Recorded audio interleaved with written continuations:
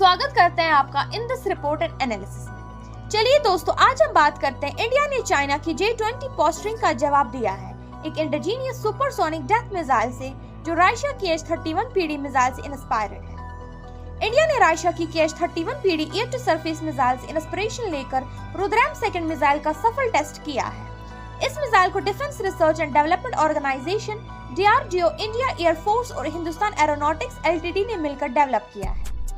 इस मिसाइल को Indian air force की Su-30 MK फर्स्ट प्लेटफॉर्म से ओडिशा की कोस्ट के नजदीक से टेस्ट किया गया।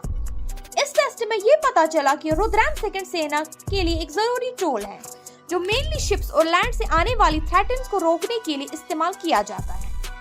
रेंज ट्रैकिंग इक्विपमेंट में फ्लाइट डाटा दिया जिसने मिसाइल के परफॉर्मेंस को कंफर्म करने में मदद की। इंडिया की एयरफोर्स IAF ने रुद्रम सेकंड मिसाइल को अपने एडवांस्ड फाइटर जेट्स में शामिल करने का प्लान बनाया है, जैसे कि इंडिजीनियस तेजस, AMCA और TED-BF। ये मिसाइल्स MiG-29 मिरेग, जैगुआर और सुखियो एयरक्राफ्ट्स के साथ कंफर्टेबल हैं और पोटेंशियल एनिमीज के खिलाफ एक मजबूत थ्रेटन है। इस बीच चाइना ने अपने J-20 स्टील्थ फाइटर्स को शिकस्ते से में डेवलप किया है।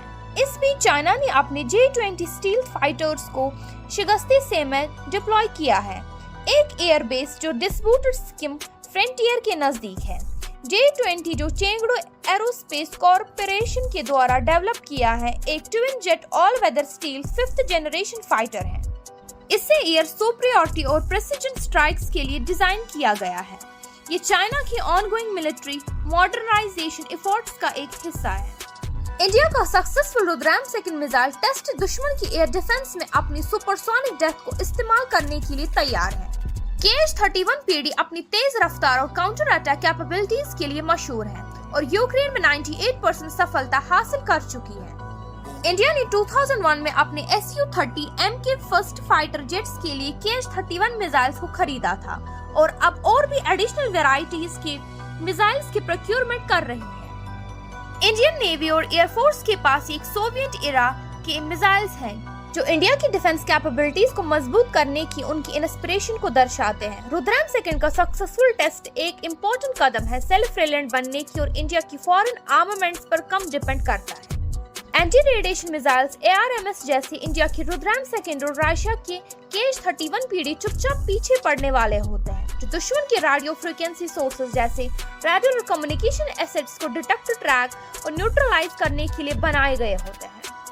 इनका इस्तेमाल satellite based GPS, initial navigation systems और पैसिव होमिंग हेड से होता है ताकि बिना किसी शोर शराबा के एक्यूरेटली टारगेट किया जा सके, चाहे रेडिएशन सोर्स एंगेजमेंट के द्वारा बंद हो। दोनों आर्म्स दुश्मन की air defence systems, airfields, bunkers और वेपन डिपोट्स के डिवास्टिंग इफेक्ट्स के साथ डिस्ट्रॉय कर सकते हैं। H-31 पीडी का 250 किलोमीटर रेंज और 110 kg वारहेड होता है, जबकि इंडिया की रुद्रम सेकंड का 300 किलोमीटर रेंज और 200 kg वारहेड होता है। ये आर्म्स एंटी रेडिएशन मिसाइल्स बिल्कुल चुप के जाते हैं और खौफ की भावना को दुश्मन के दिलों में डाल देते हैं और देश की डिफेंस कैपेबिलिटीज को मजबूत करते हैं। रशिया की H-31 सीरीज एक long range air to air missiles जो कि देश जैसे सर्बिया, चाइना, अल्जीरिया और इजिप्ट के द्वारा इस्तेमाल किया जाता है एक अपग्रेड के लिए तैयार है जो AWACS किलर बनेगा। इंडिया की इंडिजीनियस रुद्रम प्रोग्राम अपनी सोनिक फ्यूरी को बढ़ा रहा है जिसमें रुद्रम सेकंड और रुद्रम थर्ड जैसे एडवांस्ड वेरिएंट्स भी डेवलप किए जा रहे हैं। ये मिसाइल्स उम्मीद है कि इंडिया की सोनिक फ्यूरी और टेक्नोलॉजिकली कैपेसिटी को बढ़ाएंगे। रुद्रम सेकंड मिसाइल का सफल टेस्ट इंडिया की सेल्फ रिलायंस और रोक टोक में एक अहम कदम दर्शाता है, जबकि सोनिक आर्म्स रेस तेजी से बढ़ती है। इंडिया का इंडिजीनियस मिसाइल प्रोग्राम ये एश्योर करता है कि देश एरियल डोमिनेंस में आगे रहेगा। हमारे साथ बने रहने के लिए शुक्रिया।